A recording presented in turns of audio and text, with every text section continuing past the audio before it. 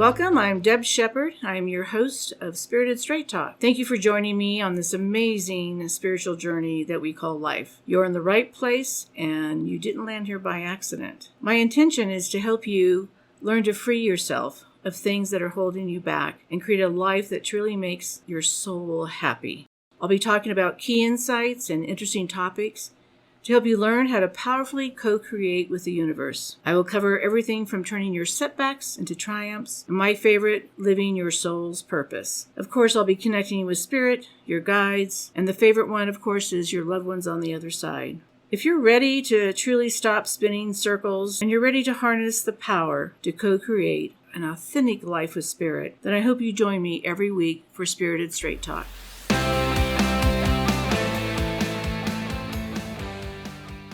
Hey, we're back. I'm here with Dana. We're here to talk about the root chakra. The root chakra. We got to say it the right way, you know. Root. So this is a new topic for you. There's basically 7 chakras. There's actually a lot more, but most of us just, kind of talk about the 7. And the root chakra is the very first one. So we're going to talk about that. But people think that this is like New Age. What is the chakra? What does this mean? But it's been around for thousands of years. New Age means that it's been around for over 3,000 years. They just call it New Age. Right. But it's older than anything. Any is. of the religions. Yeah. And, a lot of people that do energy work or acupuncture, doing natural healing type of things, yoga, all understand what the chakras mean. Mm-hmm. And if you can imagine 7 wheels going from your tailbone up all the way up to the top of your head and beyond, mm-hmm. Each of those are like spinning wheels, and that's what they're called, basically wheel of light or spinning wheels. And each of them have a different color and vibration and basically even a note of sound. Mm-hmm. And the root chakra is the color red. It goes the slowest. Mm-hmm. And it's probably the largest of all the chakras that we're going to talk about over time. But this one here is really and the deepest sound too, the right? Deepest sound, that's yeah. right. It's like a bass, like a mm-hmm. deep sound. When I work with people, a lot of times they want to work on the third eye or the crown and really do that. But you've got to have a good foundation. That root chakra is the primary chakra that we really need to think about. Because think about a foundation or things like that. If it's not well done, then whatever you build onto it is not going to be stable. So mm-hmm. that's most important. Right. And we want it to be aligned. And one of the things you talk about in your class, the 30-day shift, is that, and this just popped in my head, but is that if your root chakra is not in alignment, all of the others won't be in alignment either. Mm-hmm. So when you talk about foundation, that's what you mean, is like you have to start at literally your foundation in order for all your chakras to be in alignment. Absolutely. And let me just briefly talk about the other chakras so people know what it looks like in their mind if they're thinking about it. The second chakra is your sacral. It's right below the belly button. It is the color orange. The third chakra is your solar plexus, that gut feeling we get, mm-hmm. and that's the color yellow. Our heart chakra is green. I've seen pink, but normally it's green. The throat chakra, which is our fifth, is blue. It's about having our voice. Mm-hmm. The third eye, the pineal gland, is pineal or pineal.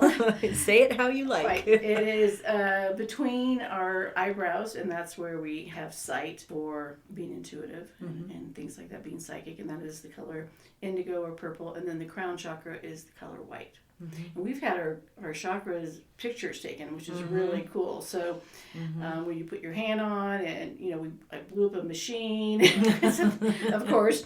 But you want to know, eventually you want to work with all of them. But really today we're talking about the root, and if your root chakra isn't working, is how are you feeling? Are you feeling like you just have to survive? You're just surviving. Do you feel like you're always the victim? Do you have any illnesses or injuries from the tailbone down? Dana? Do you mean like when I stubbed my toe and it turned purple? Cracked open my kneecap? Yeah. So if you have any of those types of things going on, a lot of times it can mean that your root chakra needs to be balanced. Feeling unsafe is part of your root chakra, feeling unsafe or having that, because I get that fight or flight response a lot. Like I'll hear a loud noise, then all of a sudden I go into, I don't want to call it a panic, but I have that jolt of adrenaline. Correct. So it's constant for me. So I wonder, like working on my root chakra more would probably help that, huh? And your second broken toe in the year. So, confidence and all that can really help. But what you're going to see is perhaps, when you're walking, you stumble a lot. Things are not working out for you. There's that feeling of not having a support system, even almost being isolated. So you can imagine, what if a tree, and we have some trees in our backyard that their roots don't go straight down, their roots are more higher on the surface, and these trees don't last as long. But when you look at a tree that has deep roots down to Mother Earth, they are so stable. You think about an oak tree and things like that. So that's what you're thinking about is, how do I feel? Do I feel stable? Do I feel secure? And so you want to kind of ask yourself questions such as, do you feel calm? Do you feel like, you're light and that you can solve things and that you are thriving? Or you're that person that, you just don't trust the world. You don't trust anybody. And you're feeling as you're almost like PTSD. You're on guard, like you said, fight or flight. You're feeling, I can't handle this. What's going to happen? So you're always feeling like you have to prepare for the other shoe to drop, no pun intended, but that's what you're feeling. Well, for people that have PTSD like myself, it probably is even more important to balance your root chakra. Right. And there's lots of ways to do it that are very simple. And what I do find is what people think is like, well, I balanced my chakra and then this is happening. Well, to me, it's like taking a shower. It's a constant practice of checking in and how are you feeling and what's going on in your life. And looking at your life experiences, when you go back and look, many times those past experiences created an imbalance of your chakras. And so if you felt like you weren't safe in your home or finances weren't there for you, so what you want to do is begin to heal from those experiences, find new tools so that when you go to balance that root chakra, that those old patterns aren't going to always creep up, or when they do, you're going to recognize them. That makes sense. Yeah, to balance it. So what you want to do is start really thinking, first of all, of your thought process, because we know that everything's energy. And if your thought process, even when you don't say it out loud, that thought process creates the energy of what you believe. So feeling, oh, this is going to be hard, I can't handle this, or I'm going to be overwhelmed, or I'm not going to have enough to pay bills, and what if something else happens, or I can't trust that individual. If that's going on in your mind, then that's going to always undo anything you've done for your root chakra. Well, thoughts become things. Absolutely. Thoughts are things. So if you're thinking that and feeling that internally, that's what you're putting out to the universe. So that's clearly creates that within yourself. Right. And sometimes I always tell people, whatever happened in your past, there's energy around it. You can't control the future. The only thing you can do is learn to respond. That is my big one-liner. But what people do is, because there's been fear in the past, they're always trying to prepare for something that may go wrong in the future. And to me, that is going to create an imbalance. And one of the ways I talk about this to get away from having that fear is you have car insurance. You know there's an accident, you call your agent or the claim agency and you get it taken care of. We don't walk around fear-based constantly. Every time we get in the car, we don't call our agent, well, I'm driving again. Is my Are you there to protect me? So that's the trust. You want to go that I have the tools, I have the resources. And if you feel like you don't, then start searching for what you can do to respond to things. So to rebalance these things, we've got some really easy things to suggest for people. Very practical. Real practical. No woo-woo, no out of the... Not difficult. Everyday things. And again, this is something that you may constantly want to do. So, for instance, with your PTSD, maybe once a month you start thinking about your root chakra. I need to make sure everything's aligned. What's going on here. And really focus on those things. The sounds, the meditation, yoga poses. I mean, there's so many remedies. Yeah, we have yoga poses, but I don't know it. what they look like, but there are some yoga poses. Yes, you do. You're silly. So red is the color for the root chakra. So anything that you wear that's red with the intention of balancing the root chakra. If you don't like wearing red or you don't have red, wear some red underwear. I mean, red socks. Red bra. Scarf. Or whatever. Yeah. So again, the intention is to buy 30 pairs of red underwear and red socks. Wear one a day. Buy one a day. Just, put them on there and go, woo, woo, here we go. The yoga poses, that is the warrior one, the triangle, and the forward bend are all there to help with balancing that chakra. And yoga has been around thousands of years, just like the idea of chakras. And especially like warrior one, that's about your posture. You're standing strong. Yeah. That's what that is. So that makes perfect sense. And when that chakra's out of balance, you either do a couple things. One is, you can get your shoulders to slump. Your posture's not as good, or it's almost like you're a warrior trying to go in to fight, to battle. And when you create that energy that you're going into battle, you're going to bring in people that are going to go to battle with you. So you don't want to be able to create that energy either, because it's going to create an imbalance again. Any food that's red. Beets for Dana. I like beets. I do too. I just don't like them as much. But red berries, radishes, peppers, kidney beans, root vegetables, anything that's of the ground. Even potatoes. Chips. I don't know if that counts. Okay, just so you guys know, I really French like fries and chips. I don't know. It's the potato family, okay? Just how they're cut and cooked. So anything that takes you back to the grounding. You and I are vegan, vegetarian, whatever. We don't eat meat, but meat can also be something of grounding. Chocolate. Coffee, things that can keep us more grounded. And you would think that coffee is that buzzing thing, but it really does get you in your body, and that's what you want to do. Get your feet on the ground, stick your feet in the dirt. Yeah. Number four. Fourth thing you would do is just get in the dirt. Whether it's with your hands or your feet, if you have plants indoors and it's winter, bring some plants in and repot them, nurture them. I know Dana has about 6,000 plants. I do that quite often in the winter. Yeah. She gets plants, I get chips. It's a happy relationship. You're a happy medium. Happy medium. So again, you think about the ground, you think about the roots. It's all about being connected with Mother Earth. Dancing like no one is watching is number 5. And I think part of that's just the movement of the body and feeling balanced. So it doesn't have to be a pretty dance, or that you dance really well, but it is moving the legs and connecting with the music and feeling your body, the whole body. The movement of your body. Yeah. That makes sense. Yeah, so, again, listen to music, do bare feet. I mean, you look at the Native Americans, they used to do a lot of bare feet around the fire and drumming, which is, drumming is about the heart and, connecting with the earth.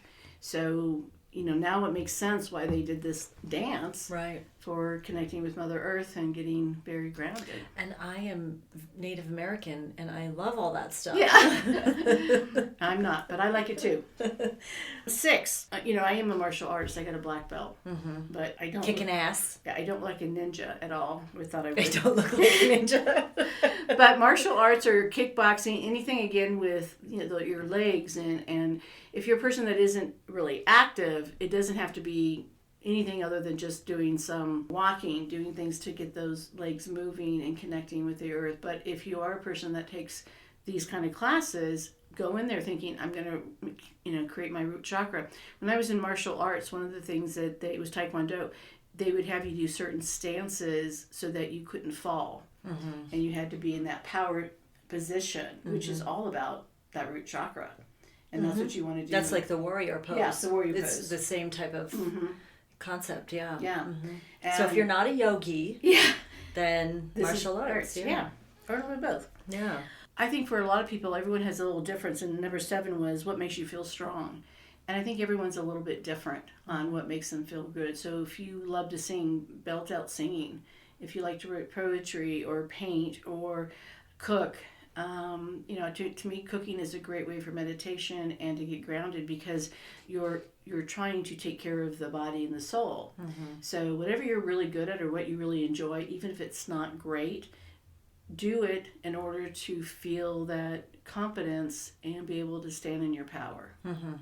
So that's one that if you do something already, just make it an intention. Yeah. 8, we kind of talked about that. Garden or play in the dirt. So yes, we did. Yeah. So getting outside is one thing, get your feet on the ground, and gardening and playing in the dirt. Both of those. You wonder why kids always eat like the dirt and the worms. Maybe they're trying to get grounded, right? Yeah. Oh my God, my son did that when he was, I think he was 2. I came home from work and my grandpa, who watched him, said, well, do you want to know what he did today? He said, what?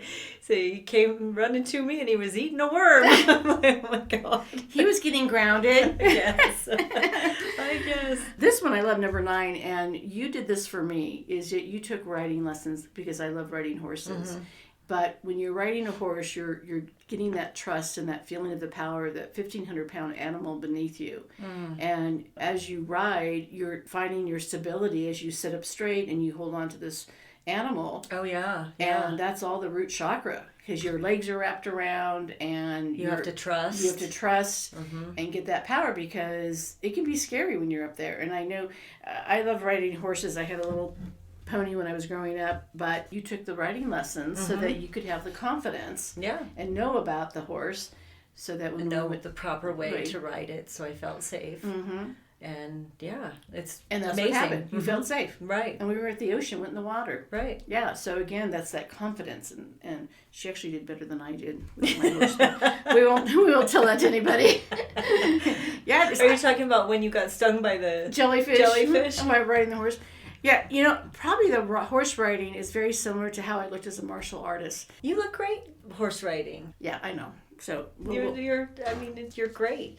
But I had these lessons, and you're going from memory on how to ride, which you're natural at it. And I had the lessons, and I'm very technical. I'm like, I knew what I was doing. It does get you in your body, though. Yeah, it does completely get you in your body and connected to that animal. So. Again, You're not thinking about other things. No. You're connected to the animal. Yeah. Absolutely. 10, make food for a friend. Well, Dana, you do that all the time for me.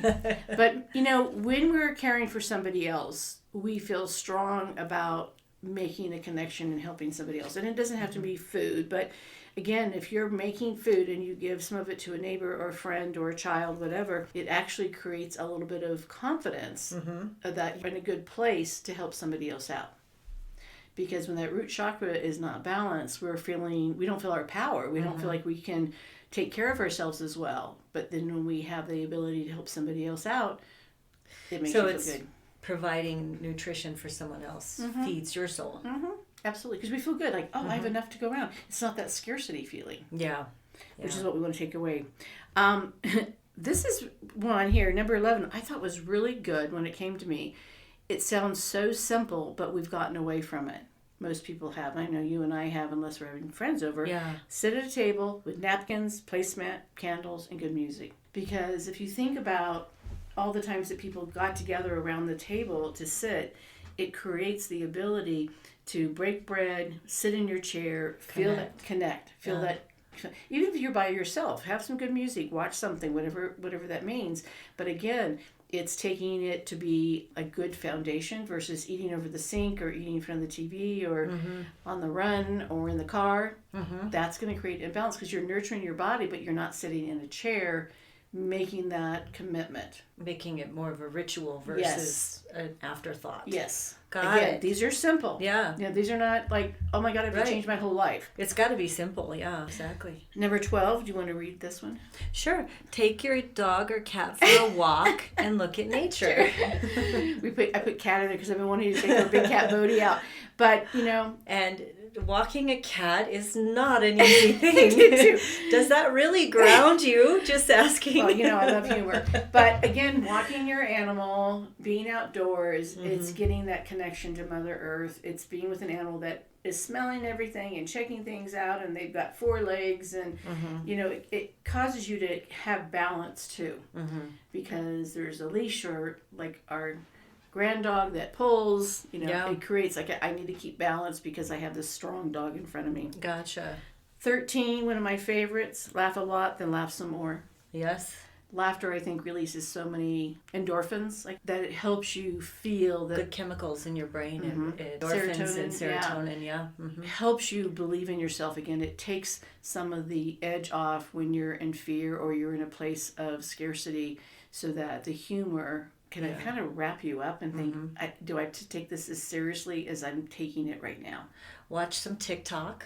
Oh, that's your favorite. Okay. You pull up the funny TikToks. I haven't watched it. Because they're very quick. They're very quick. And they can make you laugh quickly.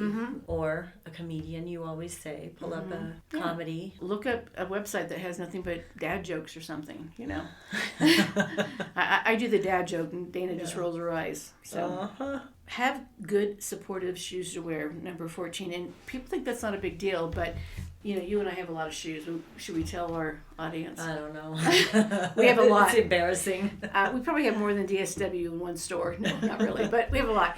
But the biggest thing is I know if I have the right shoes when I'm doing something, I know I feel supported. So, again, if you're feeling like you have shoes that are not comfortable, or they're slipping off, or they're too big or too tight, definitely find some shoes that you feel secure in, so that when you walk upstairs and things like that, you feel good. The other thing is... The last thing. Yeah, number 15. Sit down and write what your emotions are. I think sometimes we are in a buzz of information about our life and what's going on that we don't really sit down and think about what it is that's aggravating us or what's causing the imbalance. And it could be something that can be simple enough that it can be resolved. So target into what is this that's creating this uncertainty for you? And then what can you do? Because that 1 or 2 little things that you can understand is going to help shift for you to move forward, which is what we're all trying to do at some level.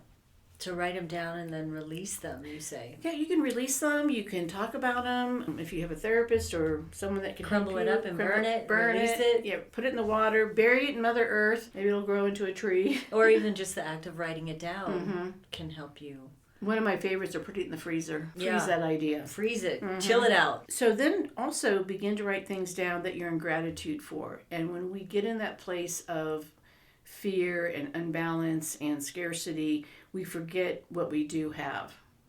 And so it can be easy, simple things as, I hit all green lights today. Isn't that really great? It felt really good to be quickly served for my coffee today. It came right away. Matter of fact, someone in front of me paid for it, blah, blah, blah. You want to be able to think about the positive things, that you're able to put food on your table that day, or you had clean clothes, someone called you back right away. Whatever those things are that are simple, when you start looking at gratitude, it begins to change the vibration of your energy, that you're not always worried about what's going to happen, when's the other shoe going to drop, because you have the resource of positivity that you can take from that's going to help you in those everyday things. Right. And you're not always the victim. These things happen to everybody. People will tell me lots of times, like, well, my story is worse than everybody else's. And for them, it is a tough story, but everyone has a story that they got here. So try not to always go back to that story and move forward. It takes practice, and it takes a lot of confidence to continue to do this. It is workable, though. One of the things I was thinking about is how a baby begins to walk. We have grandbabies, and when they first try to stand up, they're all really wobbly. And then they try to stand and they fall right back on their booty. Yeah. Thank goodness there's lots of padding down there. But as they continue, they start doing the cruising, and then they may walk between 2 people, and then you spread that till they get the confidence. How many times does this child fall down, but they still get up and continue? So think of that as your root chakra, that there's going to be times that it is not always in place. It always is great, but, wipe off the dust and stand back up and think about a child that gets up every time and keeps going because they want to have the freedom. They want to have the independence. They want to be able to do things on their own. And that's what we all want as well. That's a great analogy. It reminds you to stand back up and be in your power. Do it. Yeah. Because, and when a baby gets hurt, we nurture it, we, give it love, and then we keep them going. But again, it's part of our life.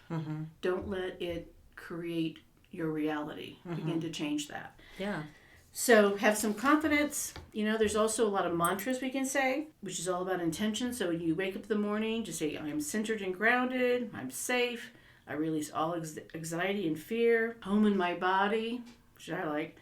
I have everything I need to create the life I desire. And this is what we have to remember is you can create what you want, but it does take a little bit of awareness and intention on your part to make those changes. It's not handed to us. We all have to work through it. Think of someone that's very confident, and what do they do? What do they believe? How do they have that confidence? And for them it might be very natural, but pay attention to them. What do they say? What do they think? How do they engage in life? Because they have the same problems that everybody else has.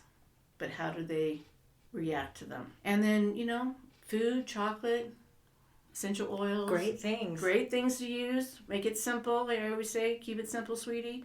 But work on your root chakra because it will help you move forward in your life and change your life and make a huge difference. Okay? Awesome. Thanks for joining us. Thank you so much for listening to the show. Each Monday is a new episode of Spirited Straight Talk. Make sure you hit follow so you don't miss any of the guidance or bonus episodes. Your experience at the show means a lot to us, and we would love for you to leave a review or let us know about more topics you would like Deb to explore. You can also follow Deb on social media and connect with her website at debshepherd.com. That's DEBSHEPPARD.com. If you want to join Deb on one of the shows or have a reading from her on the show, you can submit a request on the podcast page of her website. Thank you again and see you next week.